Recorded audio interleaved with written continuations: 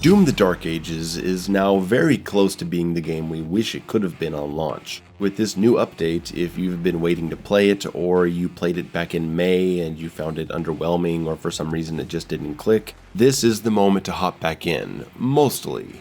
Because while we've seen serious improvements to things like weapon swapping, blocking, some enemy behaviors, and now the ability to adjust slow motion, some bugs have been introduced regarding weapon functionality, soft locks, etc. They're supposed to be fixed very soon. When that's resolved, I think it's going to be fantastic. There are some issues, but if you jump in now, you'll still have a good time. As soon as these issues are addressed in an update, I will post it in a pinned comment below, so check back here to see what's been fixed, if you're waiting to play. A few things have been, in my opinion, overtuned, but the Dark Ages is a more engaging experience, a more demanding and challenging one, and overall just more interesting and enjoyable, despite some rocky bits. But other players may feel differently about these changes. Yes, the first major update for Doom: The Dark Ages is here, and it is major. Just look at this list of changes, holy shit. They've added the option to lower life sigils to 0, that way you never have to deal with the respawn option screen on death. You can just die and go back to checkpoint like normal. And while it's nice that they've added information on what killed you in the life sigil screens, these pop-ups are still jarring interruptions that rob the player of the impact of death. So please, drop it to 0.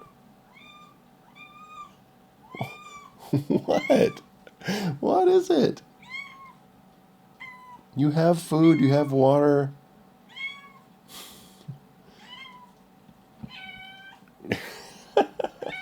What? Alright, get up here, get up here. What was I saying? Right, so I said, please drop this to 0 so you can avoid this. Not avoid a cat coming in, but avoid the life sigils interrupting the game. You happy?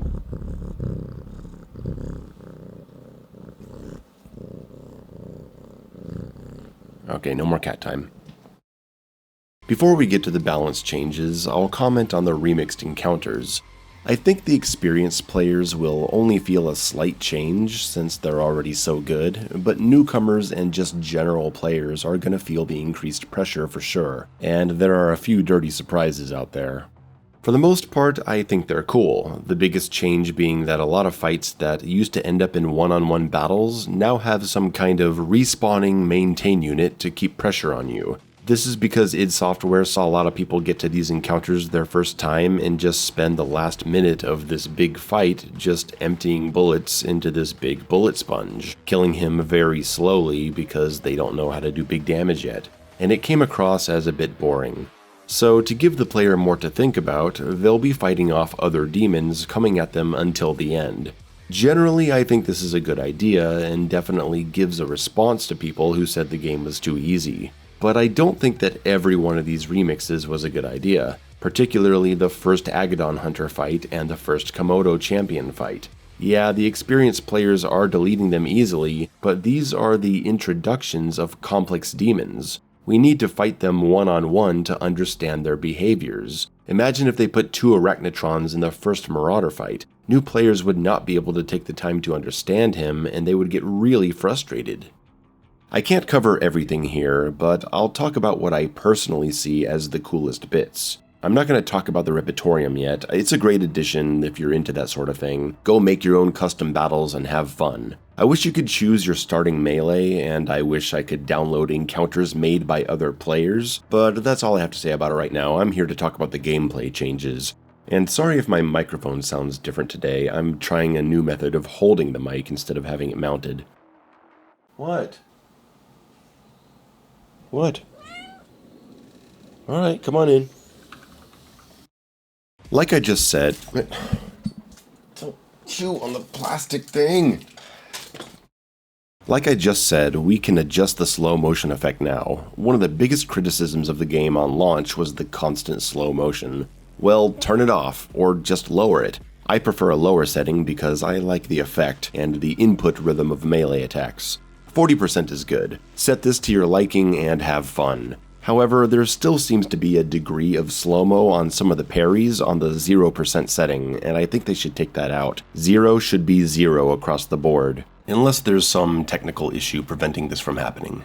Blocking now creates a larger dome of protection, which should cut down on taking damage when you swear you are blocking, above, below, and to your sides. You know when you go to block Mojo and you get hit anyway because he hits you on top of your shield? That shouldn't be happening anymore, or at least less. Weapon swap speed has been increased. Not dramatically, it's not Doom Eternal, but it's been tweaked just enough to feel more natural. It doesn't feel like the game is punishing you for wanting to use something else. I could actually see them pushing this further, and they've now given us the ability to block during weapon swaps. These two changes allow players to experiment more in the moment and express themselves. It's just a wonderful change. It's not that you can block at any moment of the weapon swap, there's still a danger zone, but now we can cancel the bring up animation of the second gun into a block. I think that's a fair way to do this. Regarding the shield, we can also interrupt the shield bash recovery with a block. It's a very necessary change because shield bash is your only way out of some situations, and sometimes you would shield bash out and get hit by a projectile during the recovery that you didn't even know about. We can also now toss the shield during the super shotgun reload time, thank God. Now we aren't just standing there doing nothing. They also got rid of the slight cooldown on shield throw after catching it from a previous action, so we don't have those awkward moments trying to throw the shield and it just doesn't come out and we don't know why. And would you look at that, a weapon class double tap option has also been added so that we can double tap the key that's currently unequipped to pull out the alternate version. Let me show you how that works. Let's say I have the combat shotgun and then I switch to the plasma rifle. If I want to go to the super shotgun, I have to go back to the combat shotgun and then switch. Now, with this new option that you can turn on in the menu, from the plasma rifle I could double tap the shotgun class and go straight to the super shotgun. Again, it's going to allow a lot more player expression and adaptation to the moment. It's not a perfect solution. If you don't remember which weapon you had equipped, you can accidentally switch to something else. Maybe an additional setting would be helpful to make single tap always slot 1 and double tap for slot 2. Speaking of super shotgun, we can now interrupt the reload animation with executions, and that's going to save a lot of people in those life or death moments. And the animation can be cancelled into another weapon, which allows the SSG to be used more comfortably for single shots going into something else. That's a pretty big change, and it's going to take a bit for everyone to really see how significant this is. Now, how about the NERFS? Gauntlet now gets less charge from the Duelist upgrade. Previously, it doubled the amount of melee charges you got from each parry, which led to a lot of rookie players being able to spam melee and not even know how they were doing it. Now the Duelist upgrade gives you half of a second charge instead of a full one. The Dread Mace got some big adjustments. A huge bug causing full ammo restore on executions has been fixed, so now you get the normal amount. The AoE damage has been decreased, but there is more direct hit damage, which is crazy to me, but okay. They fixed another bug with the Dread Mace that removed its faltering ability after the Obliterate upgrade, so now you're going to be able to falter, which is great. The Ground Fissure melee charge bug is fixed, so you don't get a full Dread Mace charge from a single projectile parry. RIP my tech video. They also reduced the amount of Dread Mace charge dropped by the Impaler Lobotomy upgrade.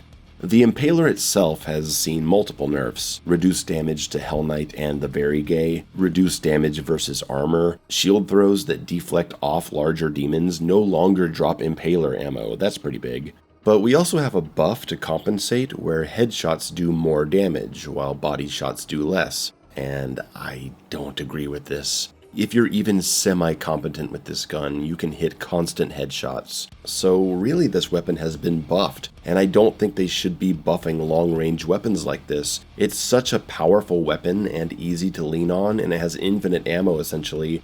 I don't know why they're making it even better. Super Shotgun does less damage to the Hell Knight, Mancubus, Pinky, and Cosmic Baron. The Hell Knight change actually happened earlier, I covered it in this video. The SSG will delimb and falter him, and then he's close to Daze state.